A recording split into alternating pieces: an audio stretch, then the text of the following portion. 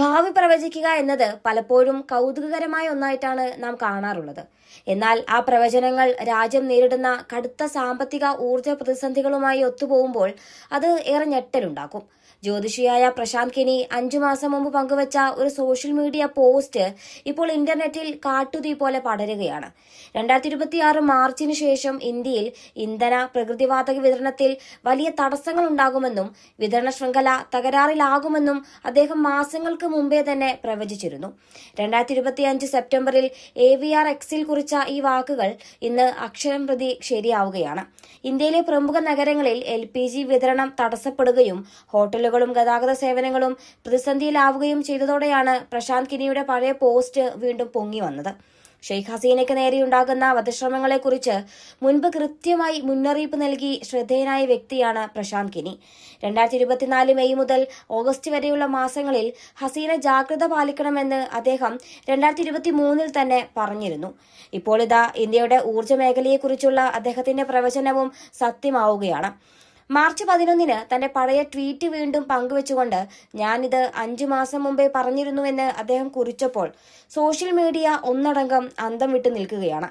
ജ്യോതിഷത്തിലെ last boss എന്നാണ് ആരാധകർ ഇപ്പോൾ അദ്ദേഹത്തെ വിശേഷിപ്പിക്കുന്നത്. എന്നാൽ ഈ ജ്യോതിഷ പ്രവചനത്തിന് പിന്നിൽ പ്രവർത്തിക്കുന്ന ആഗോള രാഷ്ട്രീയ സാഹചര്യം വളരെ ഭീകരമാണ്.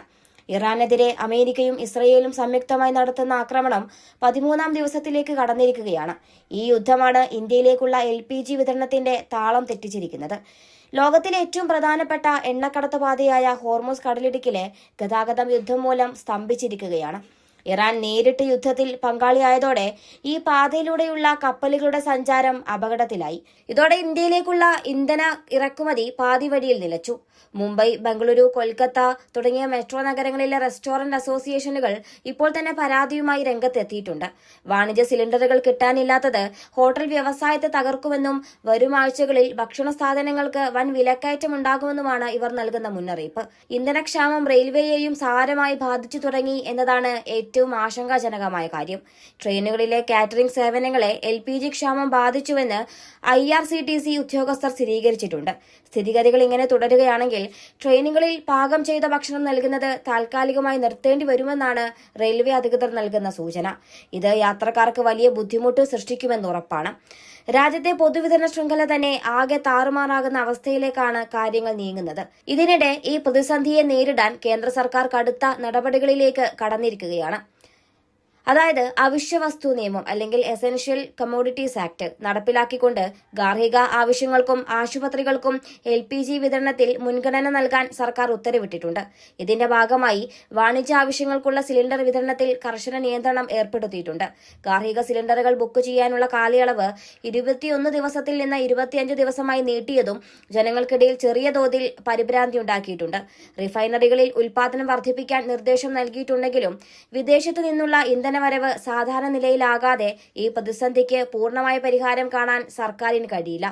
യുദ്ധക്കളത്തിലെ മിസൈലുകൾ നമ്മുടെ അടുക്കളയിലെ അടുപ്പുകളെ കെടുത്തുന്ന കാഴ്ചയാണ് നാം ഇപ്പോൾ കാണുന്നത്.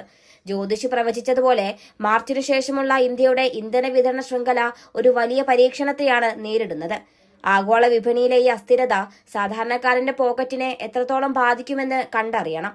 ഇന്ധനത്തിനായി നാം വിദേശ രാജ്യങ്ങളെ അമിതമായി ആശ്രയിക്കുന്നതിന്റെ ദോഷഫലം കൂടിയാണ് ഇപ്പോൾ രാജ്യം അനുഭവിച്ചുകൊണ്ടിരിക്കുന്നത്. ഈ ഒരു പ്രതിസന്ധി ഘട്ടത്തിൽ സർക്കാർ എടുക്കുന്ന ദ്രുതഗതിയിലുള്ള തീരുമാനങ്ങൾ എത്രമാത്രം ഫലപ്രദമാകുമെന്നത് വരും ദിവസങ്ങളിൽ വ്യക്തമാവും. ഒരു ജ്യോതിഷ പ്രവചനം വെറുമൊരു കൗതുകം എന്നതിലുപരി രാജ്യത്തിന്റെ സുരക്ഷയെയും സമ്പദ് വ്യവസ്ഥയെയും കുറിച്ചുള്ള വലിയൊരു ചർച്ചയ്ക്കാണ് ഇപ്പോൾ വഴി തുറന്നിരിക്കുന്നത്. വിതരണ സ്ഥിതി മെച്ചപ്പെട്ടില്ലെങ്കിൽ നമ്മൾ നേരിടാൻ പോകുന്നത് വലിയൊരു വിലക്കയറ്റത്തെ കൂടിയായിരിക്കുമെന്നതിൽ തർക്കമില്ല.